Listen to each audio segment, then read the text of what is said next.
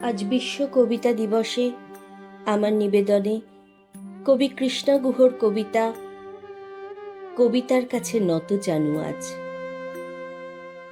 সূর্যোদয় থেকে সূর্যাস্ত পর্যন্ত শুধুই কবিতার পরিক্রমা। বারবার মনে হয় আর কত দূর। হাসি কান্না, সুখ দুঃখ, নীল আকাশ, বাহারি ফুল, কোথায় শুরু কোথায় শেষ, বাঁধি কোথায় তরি, কোথায় আছে কুল। কবিতা তো লৌকিক নয়, মনে হয় ঈশ্বরের দান, অলৌকিক ঘ্রাণ। মাঝে মাঝে শব্দরা উৎসাহিত হয়, বিদ্যুৎ ঝলকানিতে ছড়িয়ে পড়ে আকাশ পটে, উজ্জ্বল ছবি হয়ে। দিঘির জলে শালুক পদ্মে কবিতার শব্দে, ছন্দে, উল্লাসে খুলে যায় শতদল।